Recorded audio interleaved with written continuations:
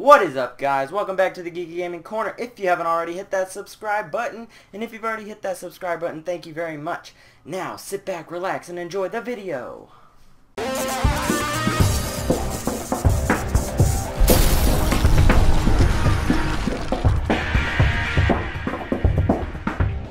Alright guys, so on this episode of the DIY Corner, we are going to be taking this 4x4 ceramic tile and creating an awesome DIY custom coaster, something like this, or something like this, or whatever you want. And I will go through all the materials you will need, and also the process of making these coasters.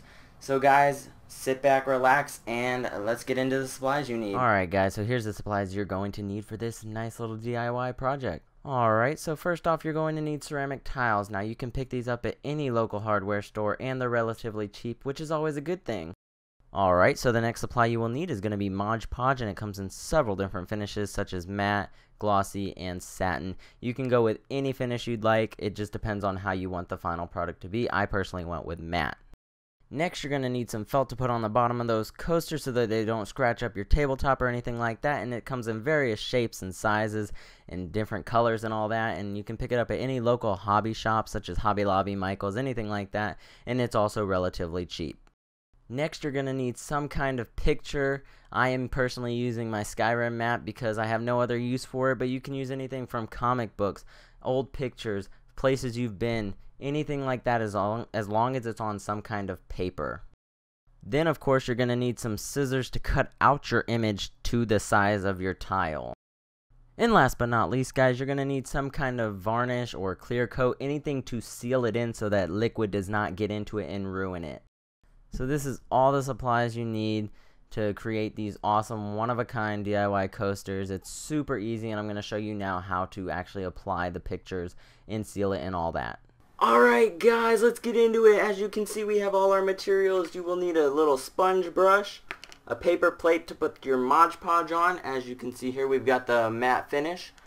Boom. We've got our felt. I have brown and black. I wanted to show the two different, that you could get different colors and all that. And then we've got our scissors. We've got our Skyrim map. We've got a pencil to draw the outline of the tiles on.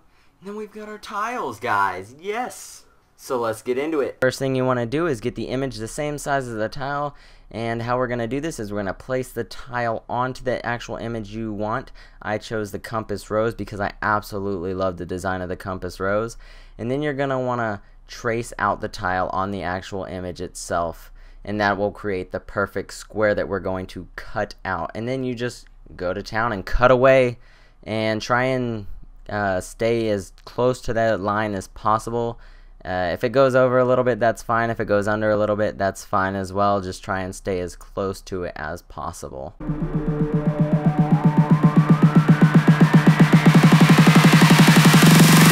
Ready, aim, fire.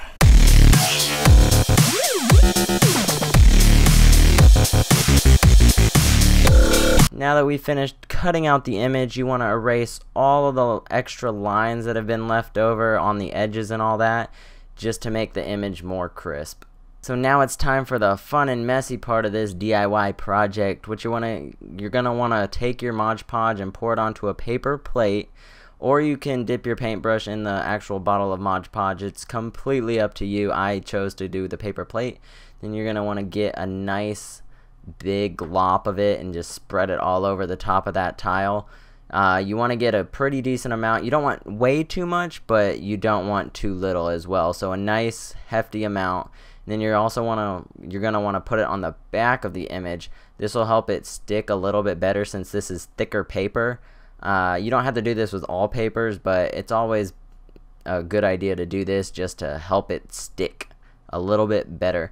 Then you're just going to want to center your image onto the tile and then go to town and put more Mod Podge. You want to get the sides nice and well, and you want to get the top with another layer. And then you're going to do this about 3 or 4 times. I went with 4 coats. The more coats, the better protection, but the more pricier it is because Mod Podge is not the cheapest thing ever. So it's completely up to you. I recommend 4 layers. but you could do 3. It's probably going to do the same because we're going to add a layer of varnish. But yeah, you just want to get that, you know, look at that. That's a good amount right there. You want it to be nice and white on top. Put 4 layers on. You want to wait about 5 to 10 minutes in between each layer, and then you want to let this layer dry before we go ahead and put the varnish on. Now that this layer is dry, we can go ahead and put this varnish on. We've got a polyacrylic, generic polyacrylic varnish semi-gloss, and we're going to use a new sponge brush because we don't want to mix it with the Mod Podge. And then we have our nice felt already cut out. You cut it in a square to a little bit smaller than the size of the tile. That's what I found works best. But we're going to do the same exact thing that we did with the Mod Podge and just get a nice hefty layer. I only did 2 layers of the varnish because, yeah, I don't think you need as much varnish as you do Mod Podge, but that's my personal opinion. 2 layers of varnish is going to do absolutely fine. It's going to keep it water resistant and all that. You can also use a clear coat. Mod Podge sells a clear coat for their products, but I went with this polyacrylic instead. I wanted to go with a varnish kind so that it'll give it that nice semi-gloss finish, and it looks absolutely fantastic. So here it is all finished. It looks fantastic. It feels smooth. It feels great to the touch. Oh, I love this thing. And now we're going to go ahead and put our felt on the back. Boom. I decided to go with the brown felt. And then we've got our handy dandy hot glue gun to glue this felt on the back. And then you're just going to go from corner to corner and the size of your felt. And then, yeah, try and go as quick as possible though, because it is going to dry really quickly. Hot glue does that. And then you just press it down. And that's about it, guys. That's going to keep it from scratching up the table because the bottom of the tiles are rough. So this will help it stay and not scratch up your table. So this is what it looks like all finished. That semi-gloss coat is just absolutely gorgeous, guys. It looks fantastic. Alright guys, I hope you enjoyed this quick little DIY tutorial on how to make these awesome coasters. They are so cool. Look at that. Got the felt on the back. These look professional-ish. I mean, these make great gifts for family members, friends, or even yourself. Like this, I made it for me. I bought 9 tiles, so I'm going to make 9 of these. I'm going to make half for my family, the rest for me, and it cost me a total of $4, guys. That is it. These are super cheap to make, and they just make a fun little weekend project. So guys, I hope you enjoyed. If you did, hit that like button. It means a lot to me, and I'll catch y'all next time.